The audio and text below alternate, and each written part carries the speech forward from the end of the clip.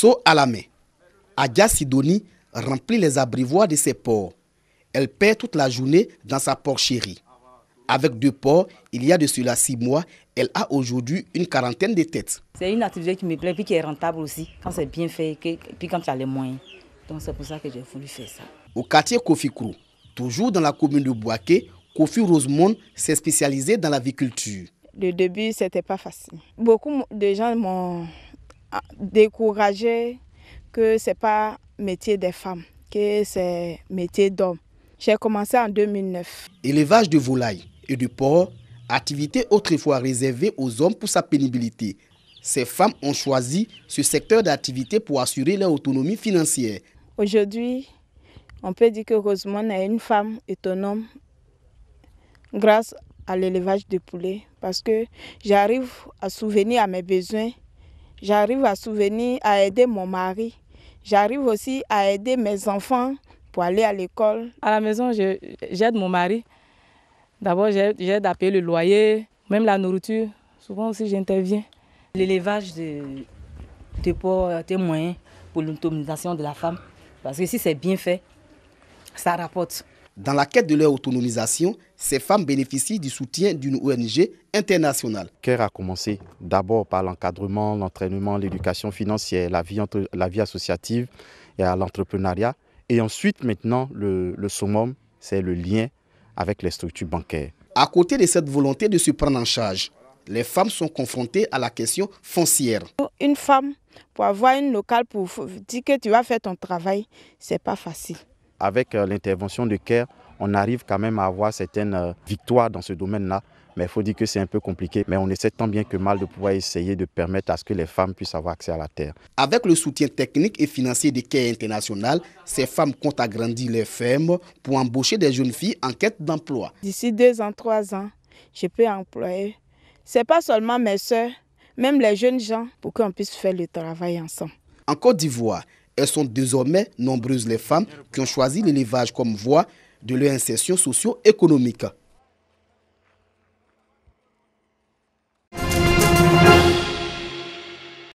La nouvelle route de la soie, une stratégie de développement pour promouvoir la coopération entre les pays et renforcer la position de la Chine au plan mondial. C'est tout le sens de cette table ronde organisée par le Congrès international des jeunesses d'Afrique et de Chine, CONIJAC. Une table ronde pour amener les Ivoiriens à s'inspirer du modèle économique de la Chine. La Chine nous montre la voie. Nous ne devons pas recevoir seulement de la Chine les ponts qu'elle construit, les aides qu'elle nous fait. Nous devons surtout recevoir de la Chine sa grande expérience. La Chine suscite beaucoup d'intérêt chez les participants. Nous savons combien de fois la Chine porte un intérêt pour notre pays. Et aujourd'hui, faire une table ronde autour de la route de la soie, je crois que c'est bienvenu pour que beaucoup d'Ivoiriens comprennent beaucoup de choses et pour comprendre la culture des Chinois, la culture du travail. C'est une très bonne initiative puisque l'objectif, je crois, de cette activité, c'est de rassembler des jeunes, connaître les différents points de vue au plan international et national et aussi développer une communion et échanger des expériences. Selon le professeur Li Dan, directeur du Centre de recherche pour l'Afrique, et Jean-Louis Niagne, représentant du ministre chargé de la promotion de l'investissement privé, cette rencontre vise à consolider la coopération entre la Chine et la Côte d'Ivoire et apporter des solutions aux questions liées à la formation de la jeunesse ivoirienne. Vu le changement du contexte international, vu les nouveaux défis auxquels doivent faire face les différents acteurs internationaux et la communauté internationale dans son ensemble, le partenariat sino-africain est devenu plus que jamais déterminant et important pour l'avenir de toute l'humanité. La stratégie globale sino-africaine, nous sommes là pour porter des contributions au développement de la coopération sino-africaine et surtout au niveau de la coopération interuniversitaire, au niveau des des échanges entre les jeunes. Et les perspectives se situent justement en termes de création d'emplois, en termes de création d'entreprises. De 2013 à 2018, les investissements chinois sont montés en gros à 33 milliards et ils ont pu générer 1111 emplois. Mais en fait, ils représentent 1,5% des investissements directs étrangers qui ont été captés par le CPC. Et donc on voit là qu'il y a une marge de progression très importante que les opérateurs économiques, aussi bien chinois qu'ivoiriens, peuvent utiliser comme opportunité. Le Congrès international des jeunesses d'Afrique et de Chine existe depuis 2008 et regroupe en son sein 150 membres. Le repositionnement économique de la Chine, une source d'opportunités pour le développement des pays africains. Le Romandrom, ma belle bibliothèque, on nous apprend de bonnes choses. Nous ne sommes pas dans une salle de classe de la maternelle, encore moins dans une école primaire. Ce hangar fait de divers matériaux de récupération caché dans un coin de la cité résidentielle Arras 1 de Treichville est une bibliothèque sociale. Créée en 2003 par Sidney Karamsa, Bané Karamoko Sidiki à l'état civil, le Romandrom, comme l'a baptisé son fondateur, est un espace en vue d'encourager les tout-petits à la lecture. On ne doit pas dire que parce que les NTIC sont là, on ne doit pas lire. Moi, je pense que si la jeunesse lit beaucoup, on aura vraiment une jeunesse plus qu'émergente, une jeunesse remplie de savoir. Tout ce qui nous arrive, c'est parce que la jeunesse ne lit pas. Voilà pourquoi on a souvent quelques dérapages.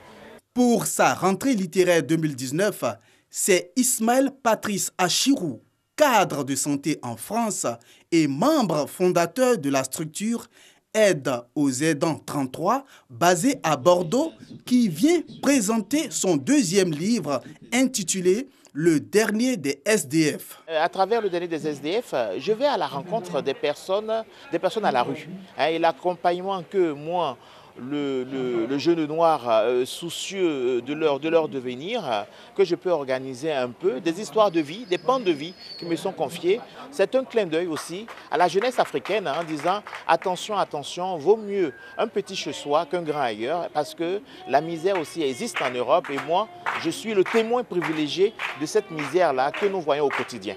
Un sentiment de joie pour les enfants venus à la rencontre de l'écrivain. Le Romandrom est un cadre didactique où se mêlent le théâtre, le chant et la lecture. Ce que Tonton Sidney fait au Romandrom ici, ça nous instruit et ça nous apprend à lire, à écrire et puis à compter. Mais je vais dire à mes camarades qui ne lisent pas que la lecture a fait que je connais plusieurs mots et je sais aussi les écrire. À l'école, on nous demande de lire. Il y a nos camarades qui ne savent pas lire. Je leur demande de venir au Romandrom pour apprendre à lire. La bibliothèque sociale a bénéficié de plusieurs dons de livres, mais beaucoup reste à faire pour l'amélioration du cadre des apprenants. Le promoteur du Romandrom souhaite l'aide de bonne volonté.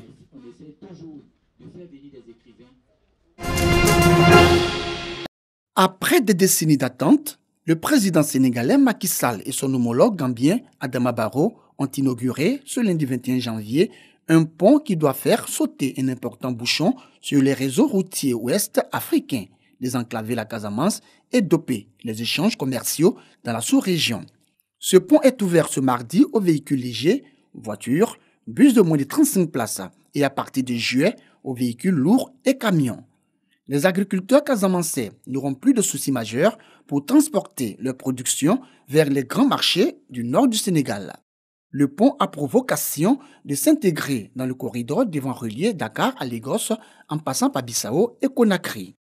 C'est à présent chose faite, puisqu'un ouvrage de béton clair de près de 1000 mètres de long qui a employé 934 travailleurs enjambe dorénavant le fleuve à quelques kilomètres au sud du poste frontière de Farafenni. Financé essentiellement par la Banque africaine de développement, BAD, avec une participation du Sénégal et de la Gambie, le pont, dont la construction avait débuté en 2015, a coûté 75 millions d'euros, soit plus de 49 milliards de francs CFA. Haut comme un bâtiment de 5 étages, il permet le passage entre ses piliers de la plupart des bateaux qui naviguent sur le fleuve, la colonne vertébrale du pays. L'ouverture du pont de Farafenni symbolise par ailleurs la bonne entente retrouvée entre les États gambiens et sénégalais, dont les relations ont longtemps été marquées par des différends sur les transports, la pêche ou encore les frontières, bien que leurs habitants aient en commun des langues, des origines ethniques et entretiennent de nombreuses relations professionnelles, familiales ou commerciales.